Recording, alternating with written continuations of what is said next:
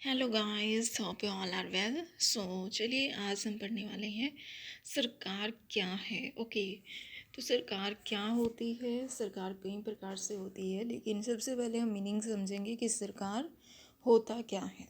ठीक है, तो सरकार का अर्थ क्या है कि कुछ निश्चित व्यक्तियों का समूह जो होता है वो सरकार होता है, जो कि राष्ट्र और राज्यों में निश्चित काल के लिए और निश्चित पद्धति द्वारा शासन करते हैं।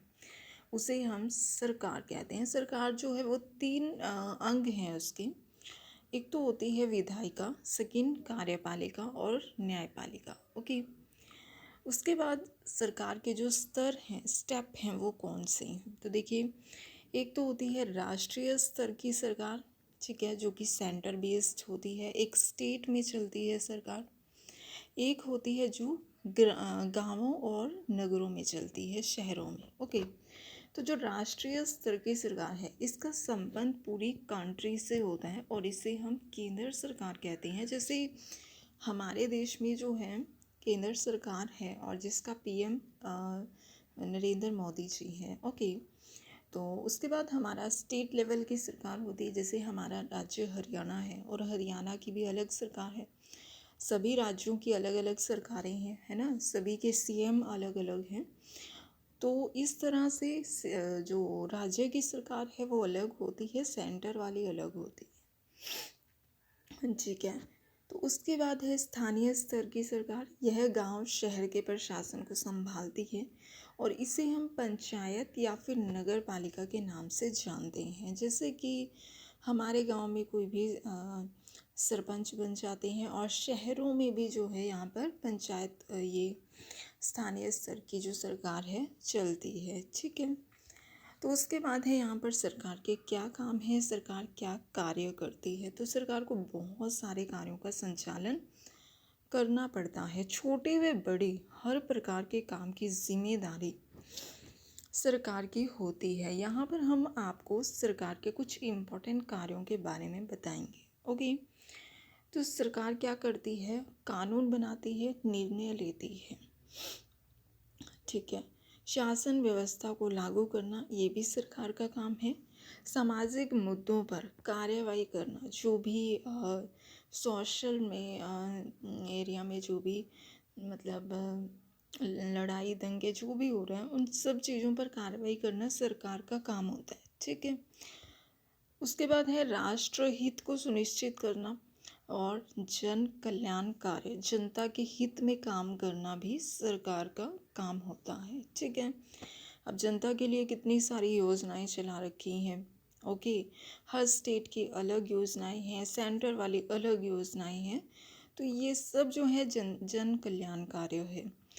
ठीक है, उसके बाद है सरकार जो है वो कानून बनाती है, उसे लागू करती है और सभी लोग उस मतलब उस कानून को मानने के लिए बाध्यकारी होते हैं, विवश होते हैं, उन्हें मानना ही पड़ता है, नकार नहीं सकते वो उस कानून को। ठीक है, सरकार के प्रकार कितने हैं। तो सरकार को निर्णय लेने और कानून का पालन करवाने यानी उन्हें बाध्य बनाने की जो पावर है वो कौन देता है।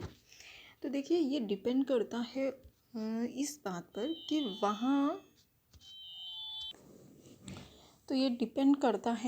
पर कि वहाँ पे सरकार कैसी है। ठीक है, विश्व भर में अलग अलग प्रकार की सरकार होती है। तो देखिए, हर कंट्री में अलग अलग प्रकार की सरकार है, लेकिन हम आपको दो मुख्य सरकारों के बारे में बताते हैं। एक सरकार है लोकतांत्रिक और एक है राजतांत्रिक। ठीक है, अब लोकतांत्रिक सरकार, इसमें क्या होता है, निर्णय लेने की पावर लोगों द्वारा प्रदान की जाती है और जनता के प्रतिनिधि, वास्तविक शक्ति का स्रोत जनता होती है और निर्णय उनके प्रतिनिधियों के द्वारा लिए जाते हैं। तो लोकतंत्र सरकार के अंदर मुख्य जो रूप हैं वो दो होते हैं।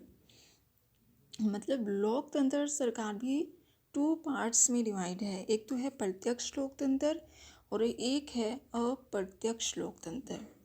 ठीक है, तो प्रत्यक्ष लोकतंत्र वह होती है जिसमें लोगों का शासन डायरेक्ट तरीके से होता है। मतलब और अप्रत्यक्ष लोकतंत्र वो सरकार होती है जहाँ पर लोगों का शासन इनडायरेक्टली होता है। ठीक है। अब लोकतांत्रिक सरकार जो है हमारी कंट्री में चलती है। ओके।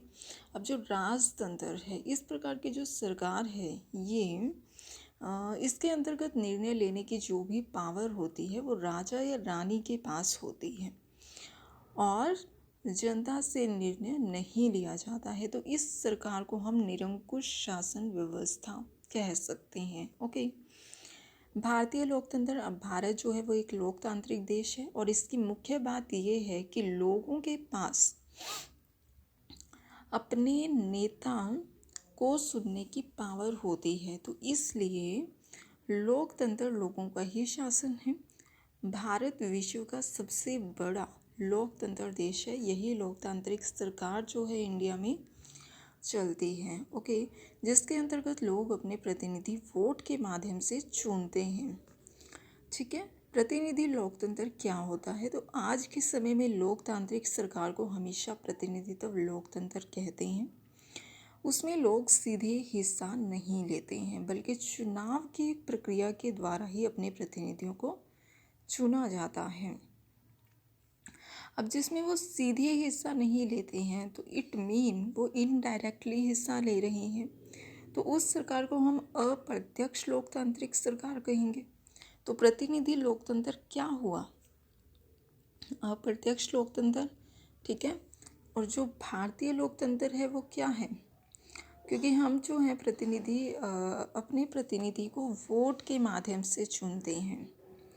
ठीक है। तो ये जो है एक लोकतांत्रिक सरकार है इंडिया की। ठीक है। उसके बाद है सफ्रेज मूवमेंट। इसका अर्थ क्या होता है? वोट देने का अधिकार, सफ्रेज मूवमेंट, जिसका अर्थ है वोट देने का अधिकार। ठीक है। फर्स्ट वर्ल्ड वॉर के दौरान क्या हुआ? महिलाओं ने मत डालने के लिए संघर्ष किया। इस आंदोलन को महिला मताधिकार आंदोलन कहते हैं। जो फर्स्ट वर्ल्ड वॉर हुआ था ना, तो उसके दौरान महिलाओं ने मत डालने के लिए संघर्ष किया था। शुरुआत हुई थी महिलाओं से। तो इस आंदोलन को महिला मताधिकार आंदोलन कहते हैं। ये खास बात है कि फर्स्ट वर्ल्ड वॉर के दौरान महिलाओं ने मत डालने के लिए संघर्ष किया और इस आंदोलन को हम महिला मताधिकार आंदोलन कहते हैं। ओके। उसके बाद है अमेरिका में महिलाओं को वोट का जो अधिकार है वो 1920 में मिला है। ठीक है। 1920। ओके। उसके बाद है इंग्लैंड में अगर हम देखें तो महिलाओं को वोट देने का अधिकार 1928 में मिला। तो अमेरिका में सबसे पहले महिलाओं को वोट देने का अधिकार आया। ठीक है। और उसके बाद आया है इंग्लैंड में। ठीक है। 1928 में। तो ये बात आपको याद रखनी है। तो आज के लिए हमारी वीडियो इतनी ही है। फिर मिलते हूँ नेक्स्ट वीडियो के साथ। Bye bye.